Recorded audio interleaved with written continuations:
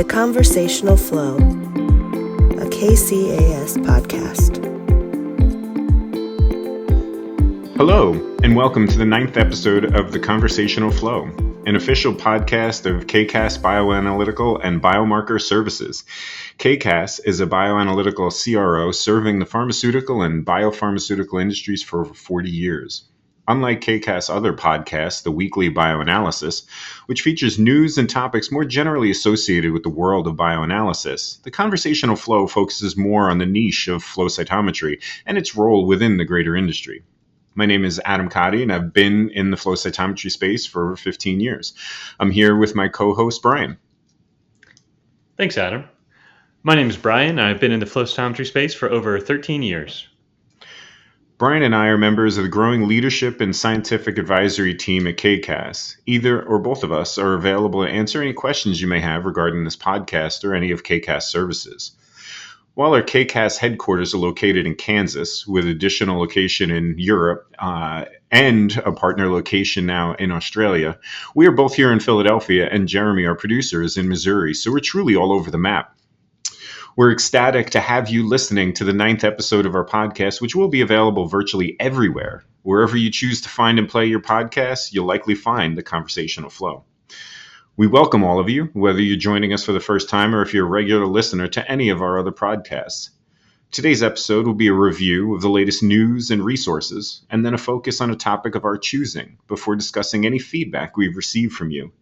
We're constantly looking for topics and be happy to discuss something that you want us to cover. So again, we're excited to have you here, and we're looking forward to a fun episode today.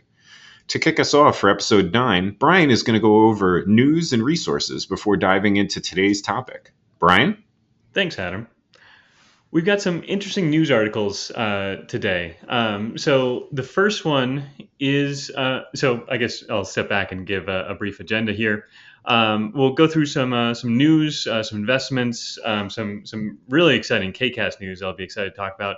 And then the focus of today's episode will be on batch effects and the impact on longitudinal trials. Yeah, I'd say the KCAS news certainly is you coming through with those promises you've been making every time we're going through for lab tours. So looking forward to share that. Yeah, absolutely. So for general medical news, excited to talk about a Philadelphia native company here, Charisma Therapeutics. So it was granted this fast track designation for their therapy CT-0525 that is targeted at HER2 overexpressing solid tumors. Right. And I've always been partial to Charisma ever since my PhD work, looking at alternative uses for chimeric antigen receptors. I was specifically looking at macrophages at the time, and so was aware of the company at that time and have followed them pretty intently. Now, when you sent this across as one of the agenda topics, the first thing I did was look at exactly what does fast track mean. So jumped on the FDA site, and it's just a few different things here. One, more frequent touch points with the FDA, eligibility for accelerated approval and priority review. In addition, a rolling review. So generally, an entire application, whether it's a BLA, so a biologic license application, or an NDA, which is a new drug application, will need to be complete before it's reviewed. However, here, the various parts can be reviewed as they're submitted. And then finally, needs to fill an unmet medical need in a serious condition. So if there's an available therapy, there must be rationale as to why this is better, either more effective or reduce side effects. So it was good to go through, see exactly what that meant. And then the technology. So, Brian, you mentioned the CT-0525. This is actually targeting solid tumors, which has been a bugaboo in cancer therapy for a long time. And so to be able to treat such things would be a boon for many patients out there. And so one of the things also that it really highlights is the ability to infiltrate what are called cold tumors. these are tumors that are not likely to trigger a strong immune response or are not responsive to immunotherapy. And so the CAR Ts, these are essentially similar platforms to the macrophages that Charisma is using, however, using T cells instead. Aren't generally very successful, at least to date, in treating these solid tumors. And the hope is that the macrophages are able to initiate phagocytosis, secrete cytokines, engage both the innate and adaptive immune response to be able to attack these tumors. Both interesting points, right? Both the FDA process for it as well as the treatment itself. So, the thing that interests me about the FDA process is, as you say, they're really giving a lot more focus to this treatment than other treatments that might be submitted. So I think of it as usually the FDA is there to make sure that everybody's following the rules and that sufficient data is there to ensure safety and efficacy. Mm-hmm. Here, instead of doing that sort of pushback, instead, they're really pulling forward. So they're taking this therapy that they think is important enough to this patient classification, saying, we need this on the market as soon as possible. We're going to make sure that you are dotting your I's and crossing your T's, and that when we end this trial, that we will have an approved drug treatment. So it's very interesting from that standpoint, where they are using this capability to identify indications that are so dire that it needs more sort of work there. Mm-hmm. Another interesting thing here too is the target. So as with chimeric antigen receptors, part of that is to identify a target on a cell so you can home to it. Think about like smart weapons, right?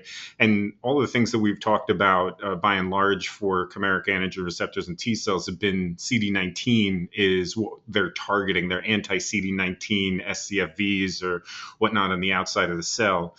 And what that does is home it to specifically B cells, whereas here the CT-0525 is targeting HER2. This is a well-characterized target, typically in breast cancer, and so utilizing a different target here and going out in that direction has shown good efficacy in antibody therapies. Exactly right. So both the solid tumor and the target are very novel here. So I'm extremely interested in the outcome of this trial, and it seems like the FDA is too. So glad everybody's on the same page here.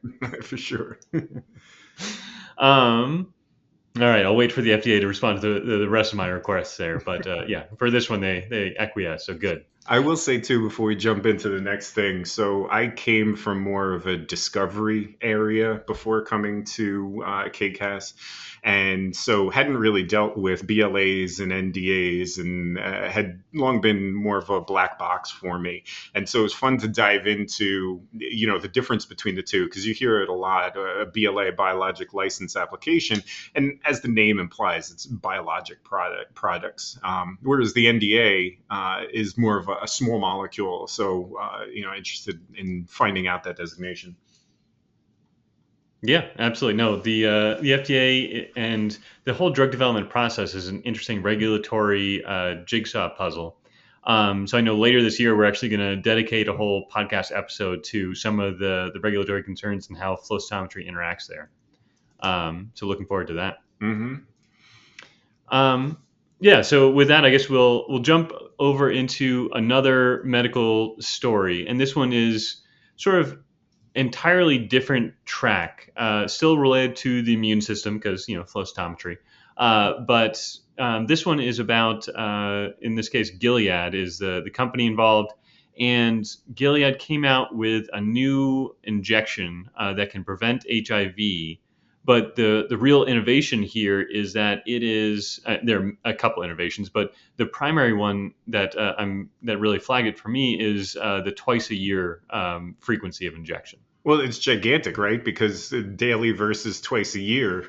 One of the things that they were saying they were having trouble with, even on this study, is getting the patients to take their therapies daily. And so you get an injection twice a year. All of a sudden, you don't have to worry about people missing their doses each day. And so the the efficacy really should go up specifically.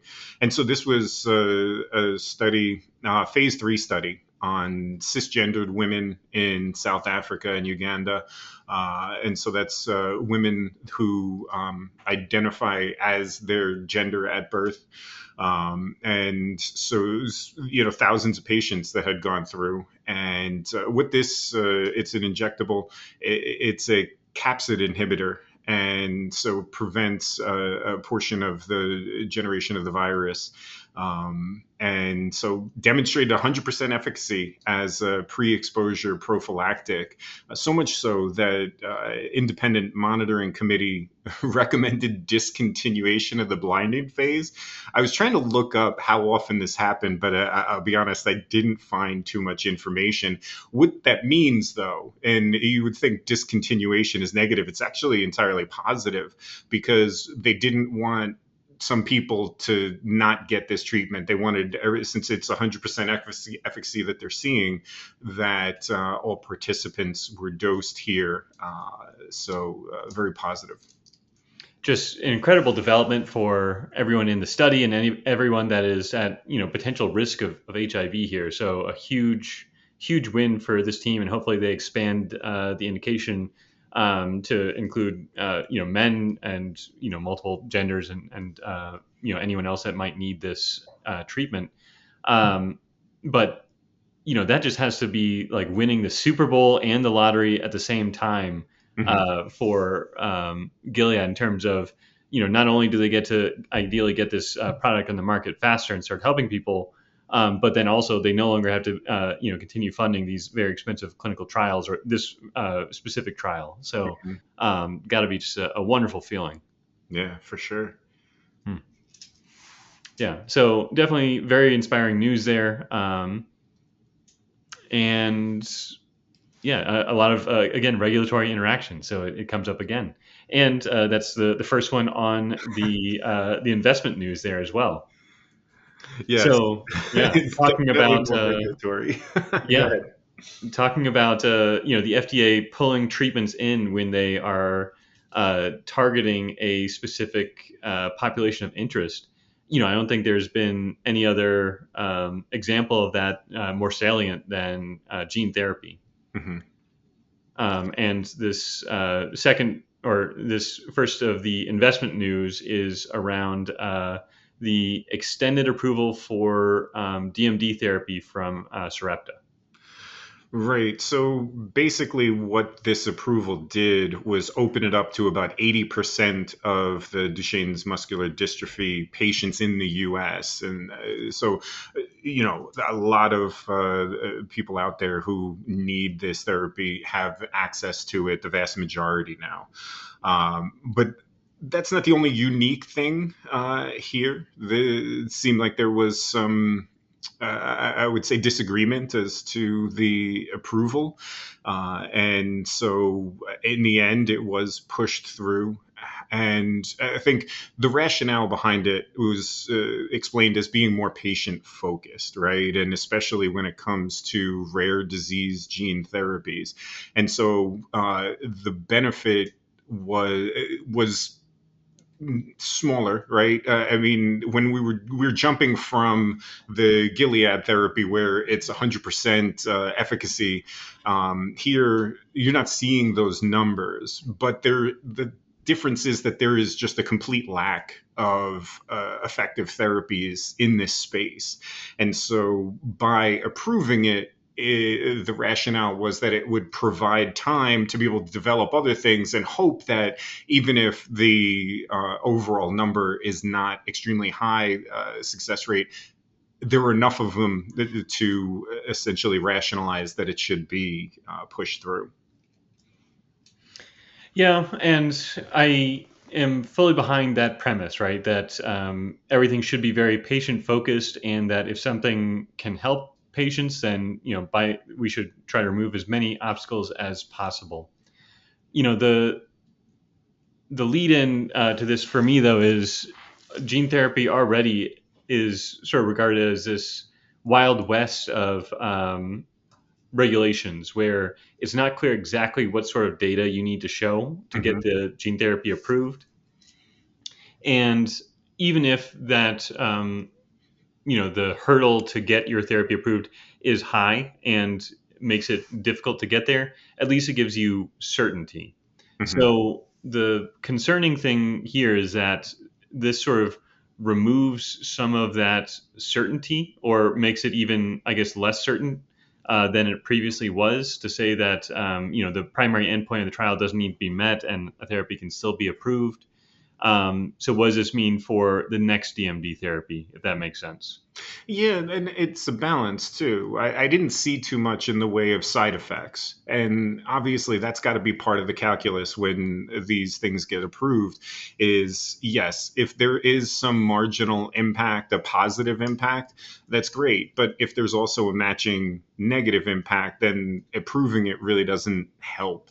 And so to your point, it needs to be clear. What are we dealing with? What are we looking at as a successful approval there? What needs to be provided? What are some of the stuff I saw was that the primary readouts were really not showing much in the way of efficacy, but the secondary were more positive. However, arguments were that if your primary isn't positive, then you can't really put too much stock in your secondaries. Yeah, again, going along with what you said, it needs to be clear.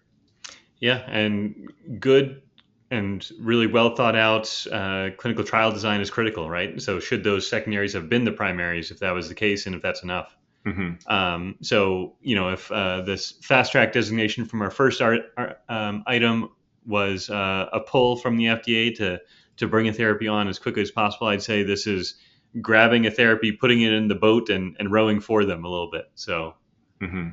It is interesting. There's been several times where a lead for the FDA has pushed through something against the advice of teams that they had. One of the previous times had led to some of the staff leaving because of it. And, I was wondering what kind of fallout something like this would be. You always want to have checks and balances in there. So I found that it's a very interesting story. I'm sure this is going to be on one of the streaming platforms as a movie or a series in the near future. Are you saying that this podcast could be the basis for a movie or series, Adam? Because I would be, if anyone's listening right now, then yes, absolutely. I am all for it. We can license these rights. It almost sounds like you have an idea of who you want to play you in the movie. Goodness. But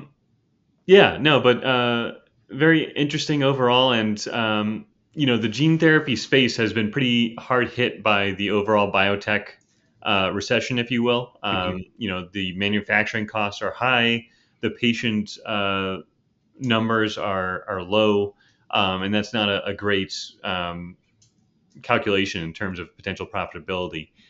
So definitely see that this could have some stimulating effects on the field and hopefully keep those gene therapy developers out there solvent as much as possible. So hoping that remains the case. Now I'm curious, what is your segue to the next section? I've got to just do a straight jump. I cannot cannot bridge. So we're going from this very niche, rare disease targeted gene therapy that is sort of one of a kind and extremely difficult and long process to develop. And we're moving on now to GLP-1, which is basically the opposite, where it treats this massive and growing patient population. It is by this point now we're 8 months into the GLP-1 revolution, a pretty well trodden path in pharma. Very much so. I mean, I was working on it back about 15, 20 years ago. So it's been around for quite some time. And it's been around since before I was working on it, I know. Yeah. Absolutely. And, still, it is a primary driver of mergers and acquisition right now, where everybody, if they don't have a late stage GLP-1 candidate targeted weight loss, they are finding ways to bring it into their pipeline and still purchasing it.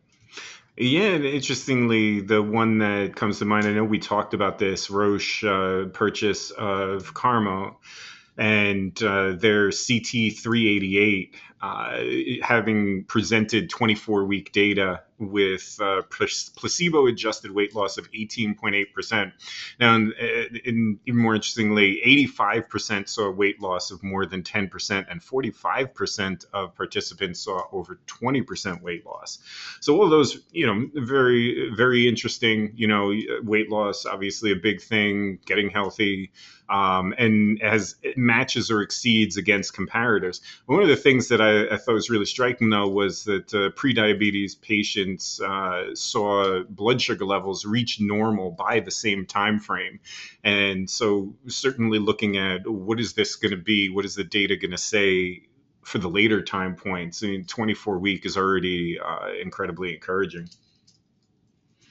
Absolutely. And, a lot is said about the impact on just obesity, but it should definitely be pointed out that a large focus of these is on diabetes. I lost my grandmother to diabetes. I know quite a few people that suffer pretty horrific impacts of diabetes and diabetes-related problems. So definitely near and dear to my heart, and great that such a large population can find something that seems to help so many people. So I'm really optimistic for what that means here. Yeah, and there's a lot of competition out there, so certainly will spur on best of the field.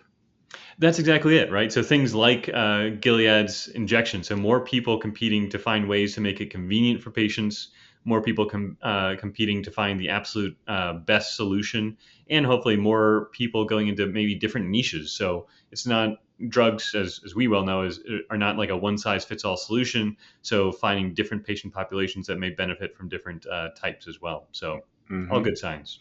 And so then I give you a segue. The most generic one I could think of, talking about patients and everything. Obviously, we do flow cytometry. We support clinical studies. And so we're going forward with a paper here in the flow cytometry space, as you might have imagined, and talking about advanced flow. Well, hold on, Adam. Did we skip right over the KCAS news? Oh, I did. I am sorry. And I was so excited about that at the outset. I know. I was trying to do a segue and I blew it. So glad. Why don't you take over there? All right. And we said we were so excited because, of course, this KCAS news is that we now have Cytec Auroras in both our Lyon facility and our Melbourne Alliance partner, Crux Biolabs. Yes, and I'd been talking about getting more Cytecs. Now, it's not more Cytecs here in Philadelphia. We've already got a couple. Anticipate getting more, certainly, but having it at Lyon and in Melbourne, Australia, allows us essentially a global footprint, right? And that's huge for supporting global clinical studies, especially the majority of them are fresh samples. It just is the best format if you can make it work, if you can collect the samples. And so really gives us that access to be able to expand our impact.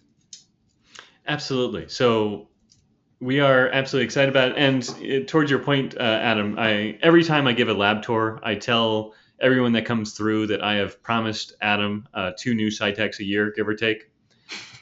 So since we have 2 now in Australia and 2 in France, Adam, does this satisfy that requirement for this year, or am I still on the hook for more? I see what you did there because you turned it on me. I was going to ask you the same thing. What does that mean? I think, seriously, though, it's a huge step. And so whether or not those Cytechs are actually in our Philadelphia location or at the other sites, I mean, I have a great relationship with our Lyon site, and really already having great interactions with our partners over in Australia.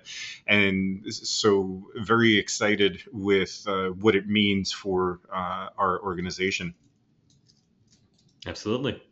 So to answer your question, I think we're good on this one, at least for the time being. We'll revisit that as the page turns to 2025. All right. Fair. All right.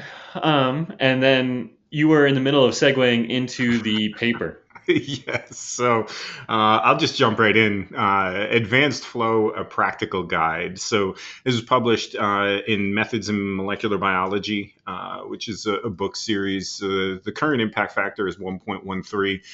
As recently as 2022, the impact factor was 1.4, which put it in the top 11% of publications there. It's been published for the Methods in Molecular Biology has been published for 35 years, and it provides protocols for use in the field of molecular biology. And so we certainly, I've used this quite a bit over the course of my career. And what this does, we've got several protocols in here, several methods for performing conventional flow as well as spectral flow cytometry, talking through key considerations, making sure that your assays are set up as appropriate. I will go off on a tangent, and Brian, I told you I'd bring this up yesterday as we were discussing the paper. Reference number 6 is amazing. And you did show that it's from 2007. However, use of a green laser pointer for creating a flow cytometer. Not only that, but then detecting all peaks and 8-peak rainbow beads. And then on top of that, this was cited in 15 articles. It just blew my mind. I love seeing applications like that. I will say I didn't read that full paper yet. I read the abstract, and I kind of imagine using a laser pointer, like somebody's in their garage doing it. I'm sure this was a lot more intense than that. So don't take it as I'm trying to talk down on it, because I have a lot of excitement on it. It just really interesting uses of things that we have. I mean, would be they point out in the abstract, you're only spending less than a couple of $100s on a green laser pointer to be able to do something like this. Whereas as you know, the lasers on the machines that we have range anywhere from $30,000 to $50,000 to replace. And I'm sure that those were a couple of years ago, numbers that I'm recalling. And so probably significantly more than that now. And towards your point, Adam, since this was back in 2007, as our homework for our next episode, or maybe our episode after that, so no later than September, I'd like to check in with the authors and see if they've come up with an updated version, now that we've got some better laser pointers and things like that. Or they're just being bombarded by cats. Yeah, one of the two. Always a challenge.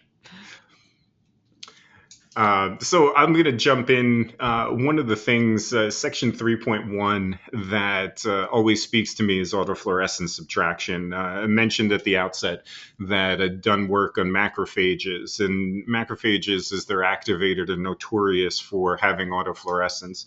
And when you're doing work on conventional flow cytometer, it's not quite as straightforward to be able to subtract. For those that don't know what autofluorescence is, essentially you've got compounds, metabolic compounds, that emit into certain wavelengths when excited. And this is more in the UV, violet, and blue range.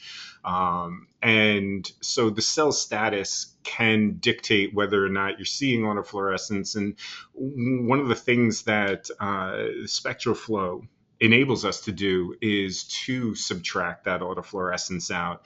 It gives us better reading, better analysis of the various markers that we're looking at. As you might imagine, if you have autofluorescence, that's something that's not specific to any marker, but it can bleed into certain markers more than others, depending on what fluorochromes you have conjugated to what antibodies. And so by being able to subtract this out, you're removing that bias. Yeah, I mean, I really enjoyed this paper almost in its entirety. You know, it was just a very detailed and thoughtful layout of how to design these experiments, how things get complicated when you go up to higher colors, and how each of these best practices can, potentially stack on each other so that when you get to higher colors, if you haven't done, what you really should have with lower dimensionality experiments, Mm-hmm. the results become almost uninterpretable. Right, absolutely. I'm going to scroll down because you brought up something. I have a note somewhere, and it's further down in my list. Let's see. All right, maybe I'll get back to that in a minute. No, but you're right. As far as doing what you're supposed to be doing, they point out setting up appropriate controls, performing titrations, looking at stain index and percent positivity. Mention about doing one marker at a time in titrations. Now, I think adapted that somewhat, where generally your backbone you'll do one at a time, but then when you're talking about a downstream context, you want to look at some of those sub markers in the context of the cell type that is relevant, just to be able to get the best titrated value there. And so let's see, what else do we have? That last part is always easier said than done, right? Like, finding a good mimic of what you're going to be looking at during, especially a clinical trial, is just surprisingly difficult. Like, if you need to get disease state samples, you're pretty much never going to get them fresh unless you work in a very special type of hospital. Mm-hmm. So just always a challenge, and there'll always be trade-offs, right? In terms of, do I get the best cell model, or do I get a marker that I can at least make sure my antibody is there and see if it's on scale? So always a good consideration. Towards that thought, I found the sections on PMT voltage optimization interesting, Mm-hmm. because this paper was written from a very sort of standardized view of all cytometers have PMTs, and doesn't go too much into the difference with photodiodes. But I see photodiodes, they were definitely a hallmark of Cytex when they first came out. Mm-hmm. And I see them now being applied to a number of different instruments, as I think Beckman and Agilent came out with their spectral instruments this year. And I see more and more groups using APDs because there's just less required than with PMT voltage adjustments. Mm-hmm. So really making sure that the dyes are on scale is all that's required there, as opposed to the PMTs, where a lot more optimization was needed for PMT detectors. Mm-hmm. Right. And, talking about when, I'd like to say back in the day, but obviously we still use conventional flow. So still got our Fortesses, and they're humming along and doing a great job. But, even taking a step back from the voltages specifically per channel, looking at getting your CS&T set up, so that that all of your lasers are performing as they should.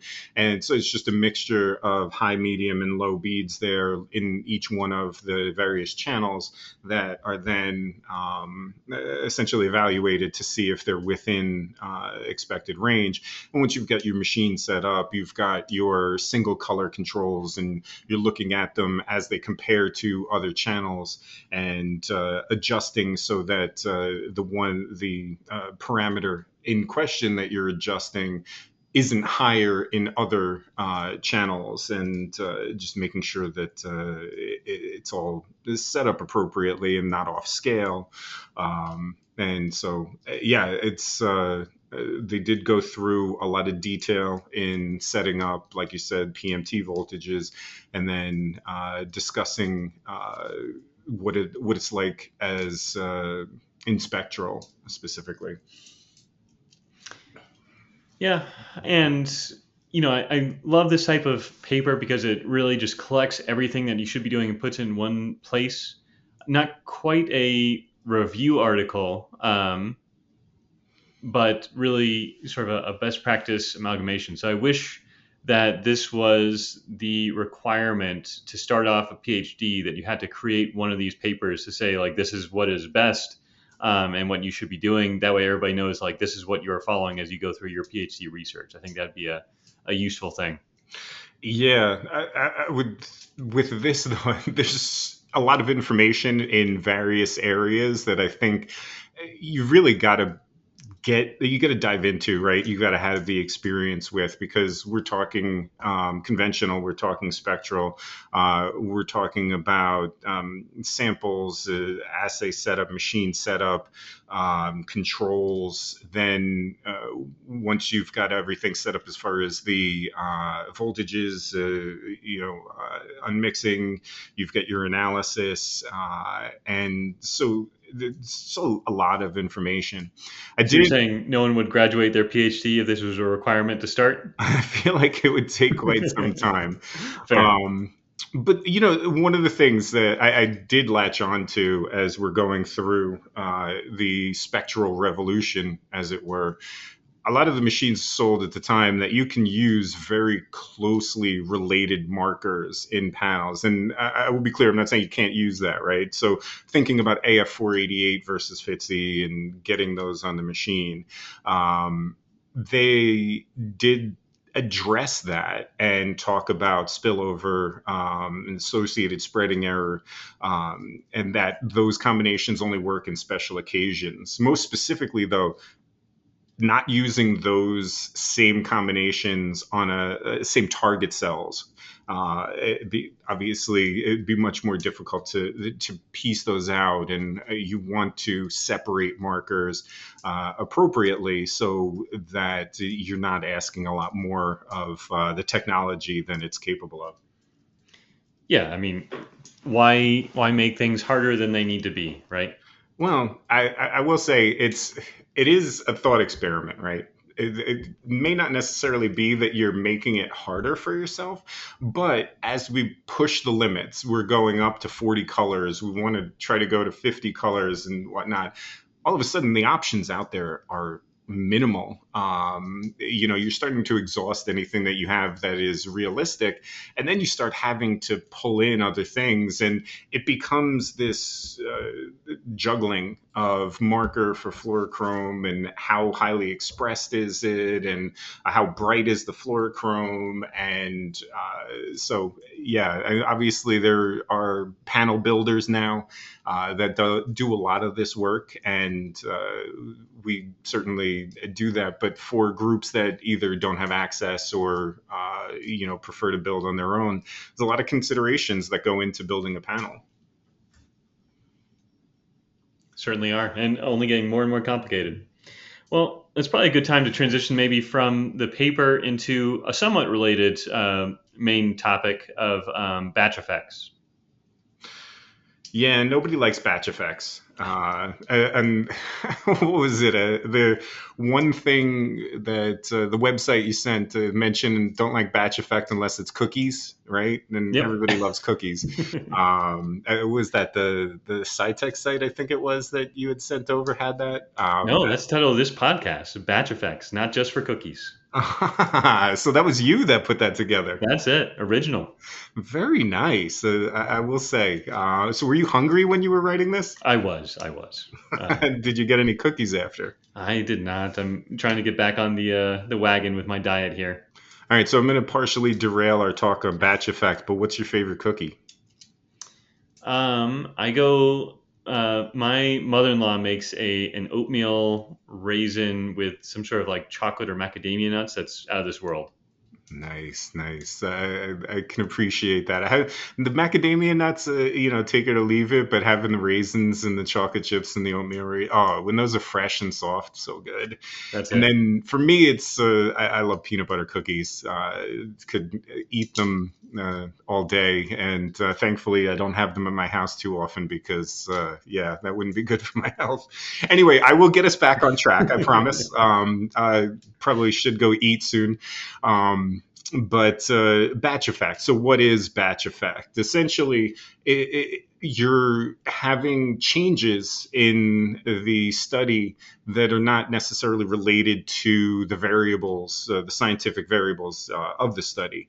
And so what does that mean? Well, you may have changing lots of antibody, and this is most apparent with tandem dyes, right? Because the tandem dyes could have differences from do have differences from lot to lot, and so very important to do some sort of bridging experiment to make sure that those antibodies are effectively performing as you would need them.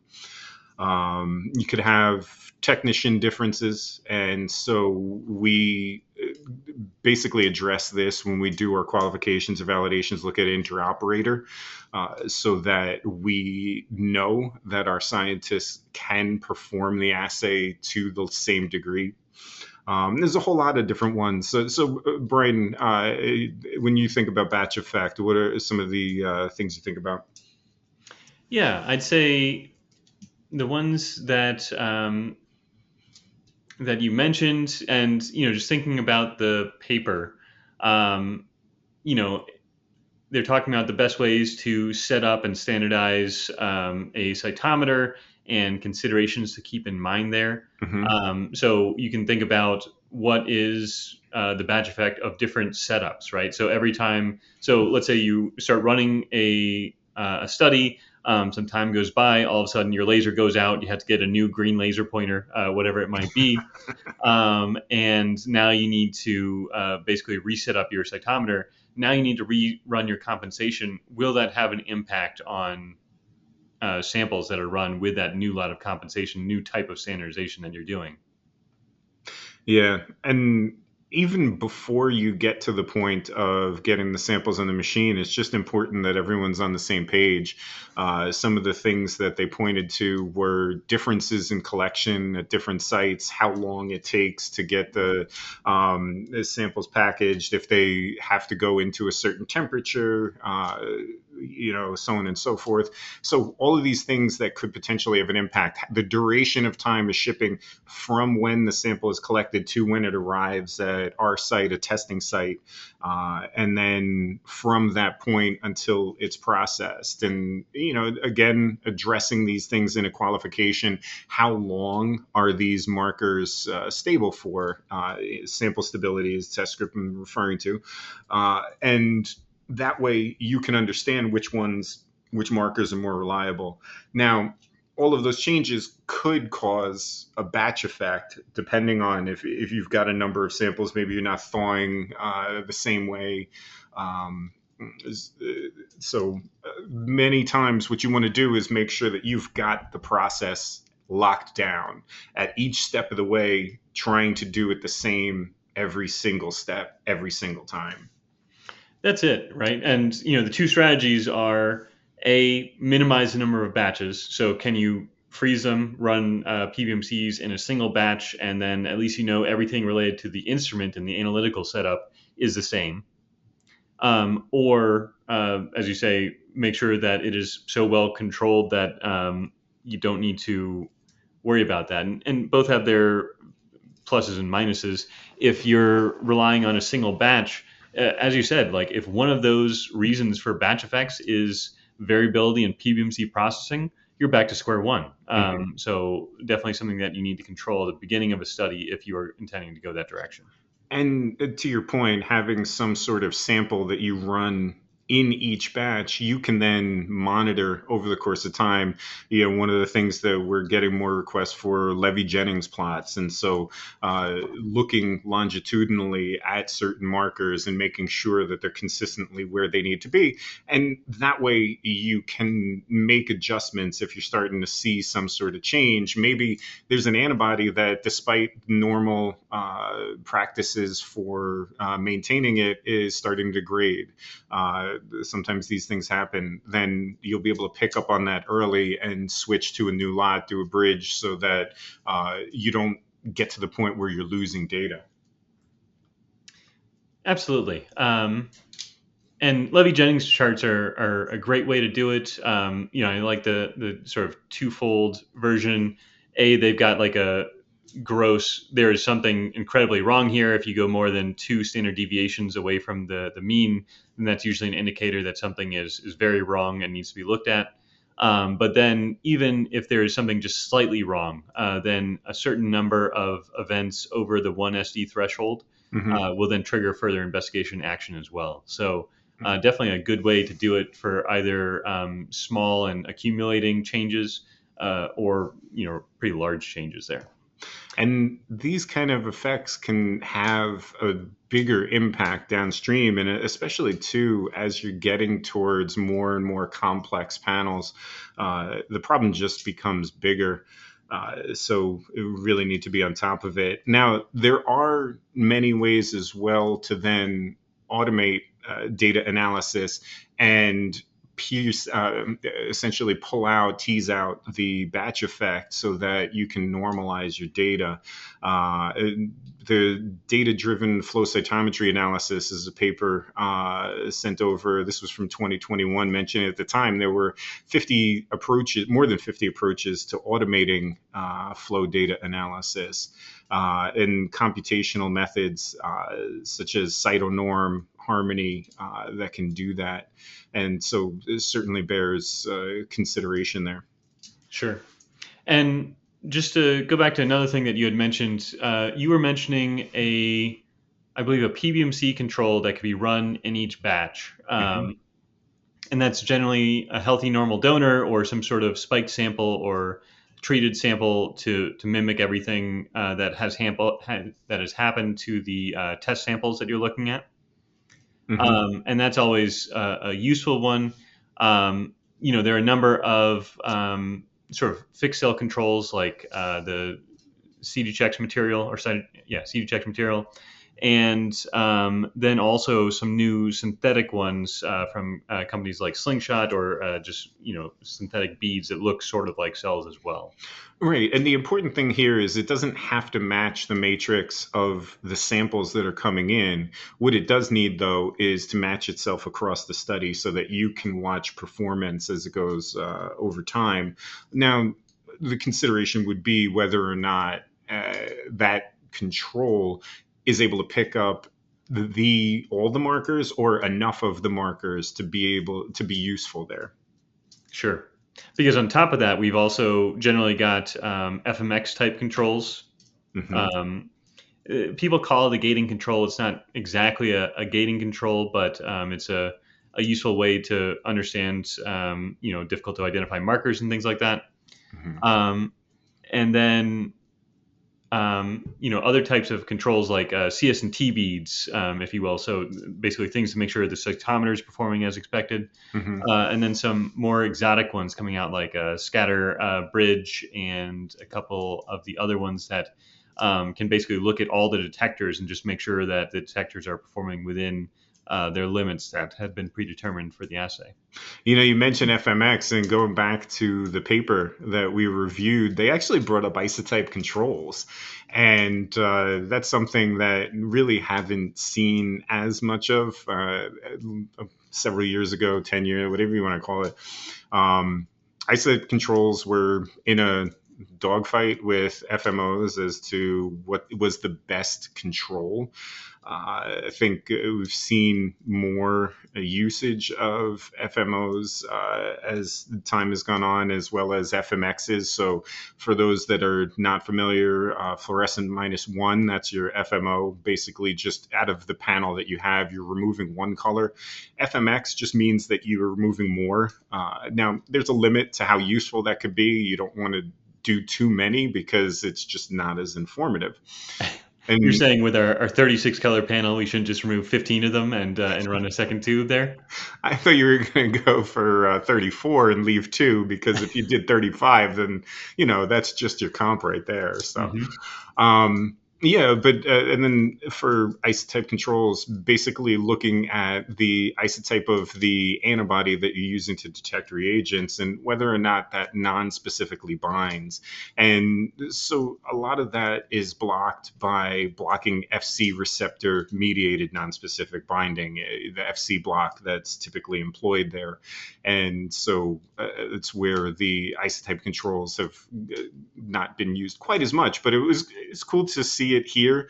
It's not that they don't have a use; they certainly are useful as one of the controls. So, anyways, I know that I digressed from specifically batch controls that you were talking about, but just wanted to get that in there. Yeah, I mean, I think it's relevant, right? Where and potentially even more relevant with batch controls, where the reason I think that FMOs and FMXs have gained prevalence over isotype, yes, they're likely just easier to use, right? So that's definitely a component. But the reason, Cost less too. yeah, and they're cheaper and easier. So yeah, I mean that's going to win most of the time.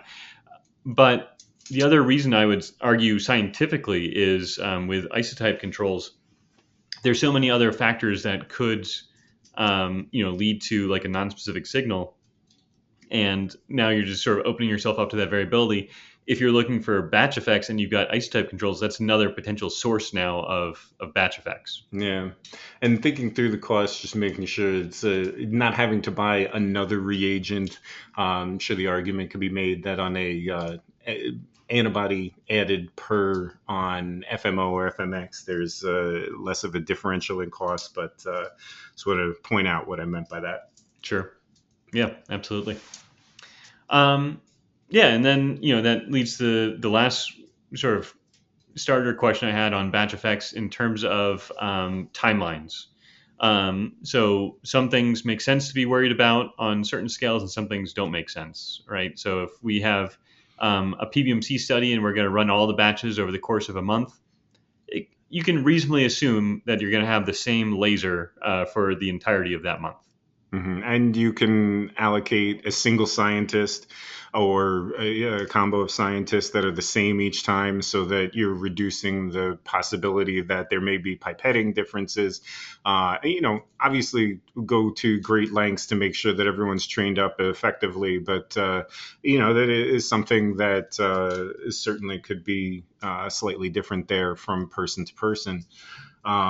And so, yeah, you're right. If you're doing it within the same month, there really is less of a concern. However, you do still want to have batch controls in there to make sure that there isn't, what if one day you've got no air conditioning and the generator goes down and, the back half of the building falls off or, and hopefully we don't get that far down the rabbit hole. But you can imagine that basically just pointing out that something could happen. And you want to keep an eye on what was that impact, because it's not necessarily readily apparent when it's on the machine. It's not until you go do that data analysis downstream. Now, if you are talking about things that are going over several years, the potential for batch effect is that much higher. And so it's where you've got to be really careful in setting up your experiments and making sure they're consistent. Yeah, I mean, if you talk about the several year time frame, then I would say you need to have, a pretty strong plan in place in terms of what you're going to do to bridge it. Because instead of if a batch effect happens, it will be when. These antibodies and the fluorophores conjugated to them have a defined shelf life. I don't know if I've seen too many with shelf lives of more than about maybe 2 years at max. And tandems tend to be a little bit more fragile, if you will, compared to single dyes. So yeah, I mean, then you need to have a bridging plan in place. So what are you going to do to compare the one to the other? How are you going to mathematically treat the results before and after that bridge happens, just to make sure that all the data is treated judiciously there. And then making sure that you're on top of your stocks, right? So that you don't get to the point where you're nearly depleted on the reagent. And so you don't have anything to bridge over to. And so you just make your life a little bit easier by being able to maintain an eye on that and have a comparator. Yep. Absolutely. All right. Well, we've gone a little bit longer than some of our normal episodes, so some good conversations today. So appreciate that, Adam, as always. But I did want to sort of direct some questions out at the audience now. So we'll be having a couple of special guests on the next few podcasts in the near future. So one of the questions that we wanted to pose to our special guests is, what is your favorite type of automation? And I'll specify this as liquid handling automation. And this can be favorite brand, favorite step to automate in the flow cytometry process, favorite any part of automation. And why is that part of automation your favorite? Now, I'm going to ask, do you have a favorite? I'm not going to ask you to tell because that should be for the next episode, but do you have a favorite automation? I do have a favorite automation. Ah, very nice. I'm eagerly looking forward to seeing what that is and why. Right? Absolutely. And that's most of what we wanted to get out of this episode. So, I guess we'll turn it over to our standard banter here. In terms of things coming up, we're nearing the 4th of July. So, any big plans on your side?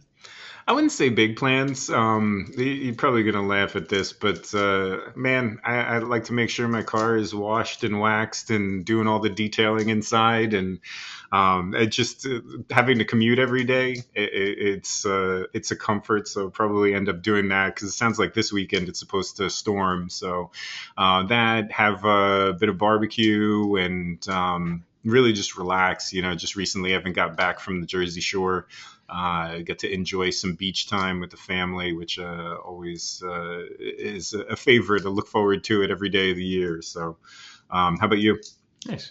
And just to understand, does that mean that 4th of July means specifically car washing, and that's like part of your standard 4th of July routine, or it's just a thing that you do when you are free for a day? It's a good question. I don't want my neighbors to think that I'm nuts, so I don't do it more than like every couple of weeks or so. But I got turned on to some better stuff for maintaining the car than what I had been using, and really excited with how it's been turning out. So, I wouldn't say the 4th of July hasn't been historically a day for me to do that. It just happens that it's going to be the combination of being off, having nice weather, and having a little bit of free time. Okay, so when the conditions are right. Got it. How about you? Do you like washing your car, or you just go to car wash for it? I'm a car wash person. That being said, next time Jen is around, we'll definitely have to get you two talking about car washes, because she is a fanatic with it has to be a certain type of cloth and microfiber and things like this. So yeah, we'll Does she go as far as doing like clay bar technique and all that?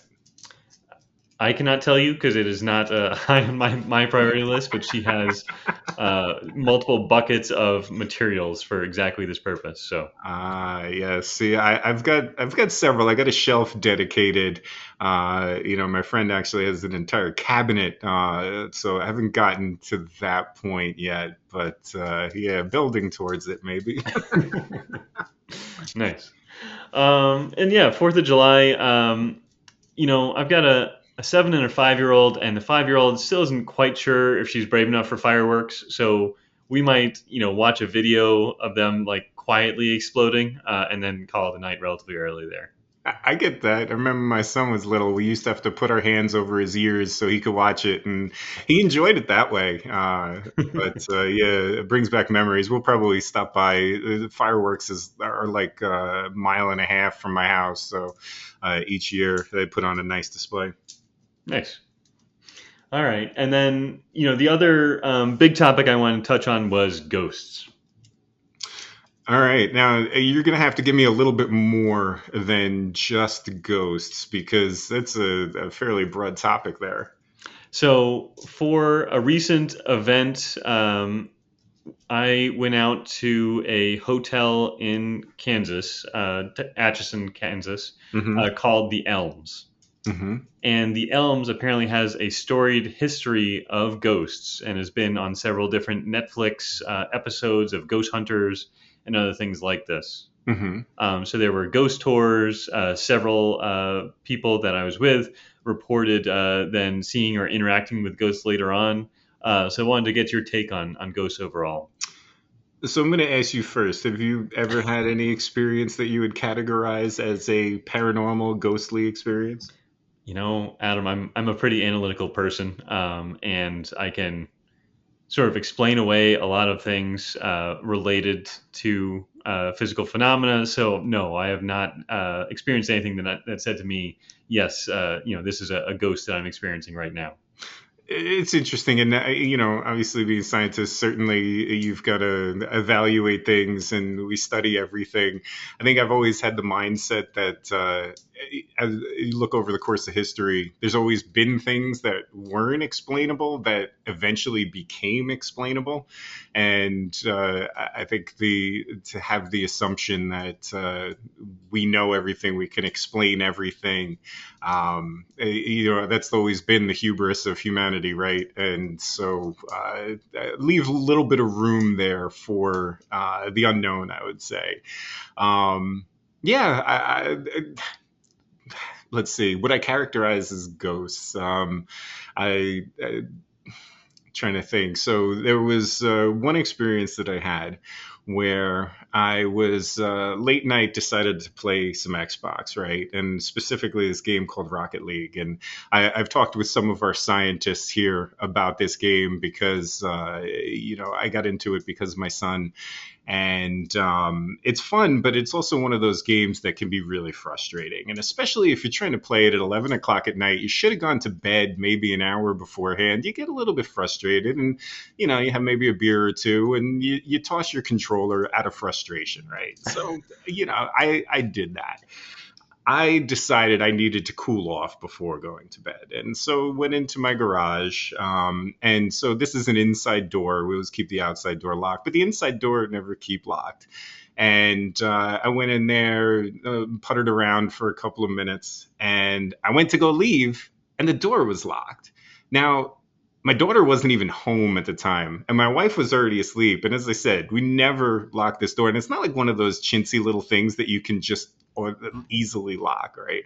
So I'm in the garage, and at first I'm thinking, all right, how am I going to get, my daughter's not here, my wife is asleep, what do I do? And so at first I'm like, oh, I bet my wife has got her videos on the TV in the bedroom. So I'm going to go into the Roku app on my phone, and I'm going to start messing around with all the settings and changing the videos and the volume and all of this kind of stuff. And nothing's happening. So, a few minutes later, I'm like, all right, I'm going to get the broomstick and I'm just start banging on the ceiling. And so a couple of minutes of that, she comes down, she goes, what are you doing? Why are you making so much noise? I go, why did you lock me in the garage? She says, what are you talking about? I was sleeping.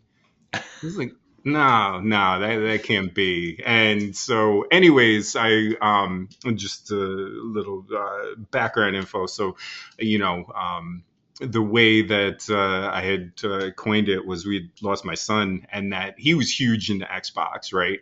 And so he was offended that I had thrown my Xbox controller, and so decided that I did in fact need to have a cool down time, and so locked me in the garage for a little bit. Extended mandatory cool down time, courtesy of Ghost. And so that's been the only time that door has ever been locked, was that one time. Now, say what you will. It's to me, it's a fun story, but I think this is about as close as I get. Fair. Well, you'll have to check it out next time you're in Kansas. This hotel called the Elms, then, because there are apparently ghosts there. Multiple people reported some type of sighting or feeling that there were likely ghosts. So could be another avenue. Cool. And we got Eastern State Penitentiary not too far from here. Now that you spend so much time in Philly, I think you're gonna have to do that around October. All right. I'll put it to the list. All right. Excellent. Appreciate it. And, speaking of October in the future, then, a lot of really exciting episodes coming up. We mentioned the automation, but next month's episode is going to be on instrument-to-instrument comparisons. So looking forward to that, and should be able to drop that sometime in the July to August timeframe. Yeah, and we're looking at potentially getting some special guests on. So as we get that finalized, we'll certainly share that information. All right, excellent. Well, thanks for listening, everyone, and tune in next time.